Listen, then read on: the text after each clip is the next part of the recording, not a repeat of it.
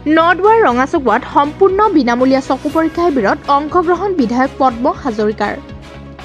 নদুৱাৰ সমষ্টিৰ অন্তৰ্গত মঙলবাৰে ৰঙাচকুৱা সামূহিক ভৱনত পুৱাৰে পৰা ভৰলীপৰীয়া কন্যকা বহুমুখী পামৰ উদ্যোগত শ্ৰী শংকৰদেৱ নেত্ৰালয় গুৱাহাটীৰ সহযোগত সম্পূৰ্ণ বিনামূলীয়া চকু পৰীক্ষা শিবিৰত অংশগ্ৰহণ কৰে বিধায়ক পদ্ম হাজৰিকাই।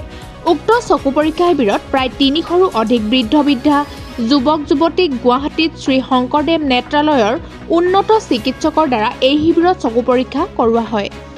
ভাষণ প্ৰসংগত বিধায়কগৰাকীয়ে কয় যে বৰ্তমান ভৰলীপৰীয়া কন্যকা বহুমুখী পামৰ উদ্যোগত জামুগুৰিহাট, চাৰিদুৱাৰ, নাগশংকৰৰ লগতে আজি ৰঙাচকুৱাত চতুৰ্থ শিবিৰ আৰম্ভ হয়।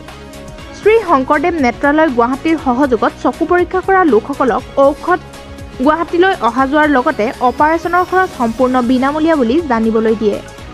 তেজপুৰৰ পৰা চন্দন শৰ্মাৰ ৰিপৰ্ট, অসম প্ৰবাহ।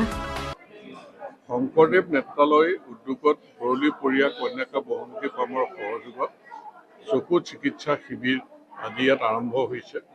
আমাৰ নদুৱাৰ সমষ্টিত এইটো চাৰিদুৱাৰত হৈ গৈছে, জামুগুৰিত হৈ গৈছে, নাগশংকৰত হৈ গৈছে। এইটো চতুৰ্থ শিবিৰ। ইয়াত আমাৰ ৰোগীসকলৰ তেনেকৈ লিষ্ট কৰা হৈছে। গুৱাহাটীৰ পৰা শংকৰদেৱ নেত্ৰালয় চিকিৎসক আহিছে। তেওঁলোকে যি পৰামৰ্শ দিব লাগে, ঔষধ পাতিৰ বা প্ৰেছক্ৰিপশ্যন ব্যৱস্থা কৰিব লাগে, সেইখিনি কৰিছে।